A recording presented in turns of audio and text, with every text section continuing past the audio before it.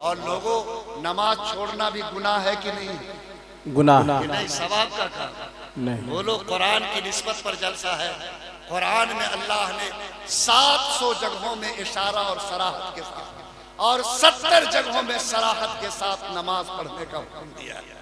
बोलो, जो कौम कुरान के 700 मर्तबा कही बात पर अमल न कर सके, उस कौम की मुकद्दर में तबाही लिखी जाएगी कि नहीं लिखी जाएगी? आज जितने लोग यहाँ बैठे हो, मैं आपसे गुजारिश करता हूँ कि हम इंशाअल्लाह नमाज पढ़ेंगे।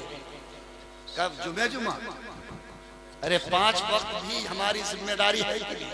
जुमा तो जोहर के बदले में है, असल तो वो 5 वक्त का सजदा है जिसकी तौफीक अल्लाह आपको देता है। आज आपके हाथ में मोबाइल है तो 17,000 का मोबाइल आप उसमें रिचार्ज कराते हो। लोगों, एक मोबाइल कितना ही कीमती हो जाए, बहुत बड़े इंसान से बात होगी, डोनाल्ड ट्रंप से होगी, मोदी जी से होगी, लेकिन एक मोबाइल जिसका कोई रिचार्ज, जिसका कोई आपको वोचर भरना नहीं पड़ेगा, जिंदगी में लगाओ। खुदा की कसम 5 मरतबा 24 घंटे में सारी कायनात के पैदा करने वाले खुदा से बात, और वो है नमाज, वो है नमाज। मैं बम्बई में था तो एक दीवार पर लिखा था कि अल्लाह मियाँ का टेलीफोन नंबर। मैं घबरा गया कि अल्लाह मियाँ क्या मोबाइल कब लगा, हमारा शरिया वाले को भी पता नहीं चला। तो देखा तो लिखा था नंबर 2 4 4 3 4। अब मैं घबराया कि ये कौन सा नंबर है, न एयरटेल से मेल खाता है न BSNL से। बहुत गौर किया तो किनारे में लिखा था फजर की 2 रकत, जोहर की 4 रकत, असर की 4 रकत, मगरिब की 3 रकत, इशा की 4 रकत, वित्र की 3 रकत। ये अल्लाह का टेलीफोन नंबर है। खुदा की कसम मैं नहीं कहता, हदीस कुदसी है कि बंदा जब सजदे में सर रखता, अल्लाह फरमाते हैं कि मैं उसके सर की गर्मी को अपने कदमों पे महसूस करता हूँ।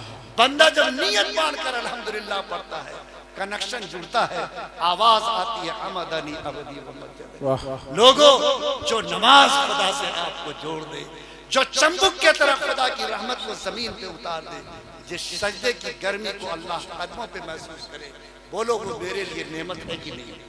क्या इंशाअल्लाह हाथ उठा के बोलो तो इस नमाज की हिफाजत करोगे? इंशाअल्लाह।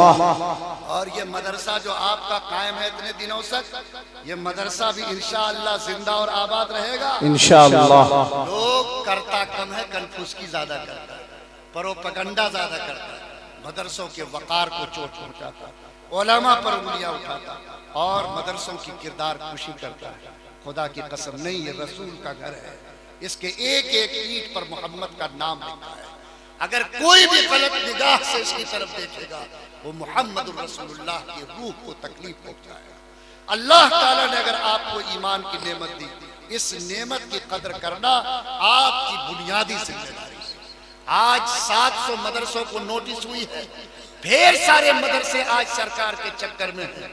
हम सरकार से एक कौड़ी की मदद नहीं लेते, लेकिन इसके बावजूद आज इतने हुफ्फाज़े किराम ये एक मदरसा दे रहा है जो भीख मांगकर अपना निजाम चला रहा है। फिर भी उंगली, फिर भी लोगों के सामने गलत बयान, फिर भी प्रोपेगेंडा बाजी। खबरदार, ज़बान को संभालो, अपने दिल को काबू रखो, होश में जिंदगी गुजारो। कुरान के ताल्लुक से एक चोट भी लग जाएगी तो जमीन पर दोबारा संभल कर जीने का मौका नहीं मिलेगा। कदर करो उन मौलवियों की जो आज भीख मांगकर तुम्हारे बच्चों को कुरान पढ़ा। कदर करो उन इदारों की जिसके ईद के एक एक जर्रे से काल अल्लाह काल रसूल और कुल हु अल्लाह और अल्हम्दुलिल्लाह की सदा। कदर करो उन हुफ्फाज़े किराम की जिनके सीने में अल्लाह ने कुरान का नूर दिया है। याद रखो नबी का फरमान, खैरुकुम मन तअल्लमल कुरान व अल्लमहु, सबसे बेहतर तुम्हें वो है जो कुरान पढ़ता है और कुरान पढ़ाता है। ये मेरा नहीं, नबी का हुक्म है।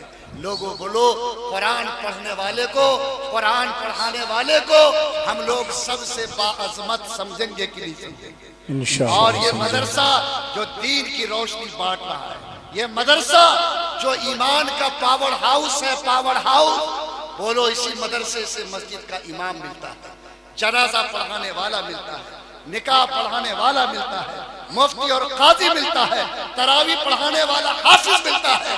अगर ये दरवाजा बंद हुआ तो बोलो सारे रास्ते बंद होंगे कि नहीं होंगे? जिंदा रखो इस पावर हाउस को। मैं आपसे कहता, सिर्फ मुट्ठी के पैसों से नहीं, पसीने के बूंदों से नहीं, कसम खाओ कि इंशाअल्लाह जरूरत पड़ेगी तो खून के कतरे से भी इस चिराग को रोशन रखें इंशाअल्लाह। आगे कह दो अल्लाह कबूल इंशाअल्लाह। बस मेरे भाइयों, मैंने 3 बातें आपसे कही है कि हालात में जीना सीखो, हालात से लड़ना सीखो, हालात में संभलना सीखो। इंसान वही बुलंदी तक पहुंचता है जो हालात से मायूस नहीं होता, हालात से डरता नहीं, बल्कि हालात के थपेड़े और मौत में भी अपने कदम को आगे रखता है।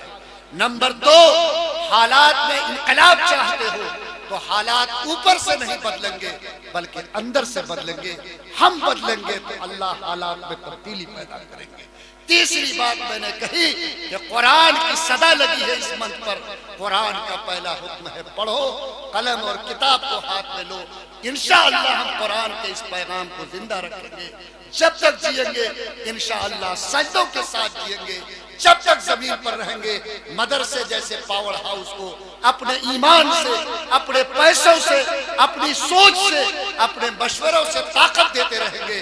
और ये मदरसा जो मोहतरम जनाब बाबर अशरफी साहब, जिनका बड़ा इसरार था कि मैं आपकी खिदमत में हाजिरी दूं, मैं आपकी मोहब्बत में आया हूं, लेकिन गुजारिश करके जाता हूं कि मेरी कान तक यही खबर मिले, मेरे कान तक, कि आप लोगों ने इस मदरसे को और ज्यादा 4 गुना बढ़ाया है और अल्लाह के नाम पर इस पावर हाउस की ताकत में आपने मजीद इजाफा किया। मदरसा आबाद रहेगा, कुरान की पुकार बुलंद होती रहेगी, आप भी आबाद रहेंगे, आपके घर से जाने वाले लोग भी कब्रों की जिंदगी में शादाब रहेंगे। अल्लाह ताला से दुआ है कि अल्लाह ताला हम सब के बैठने को कबूल फरमाए। जो बात दर्द के साथ कही गई अल्लाह ताला उसको कबूलियत से नवाजे। वाह खुदावाना अनिल हम्दुलिल्लाहि रब्बिल आलमीन।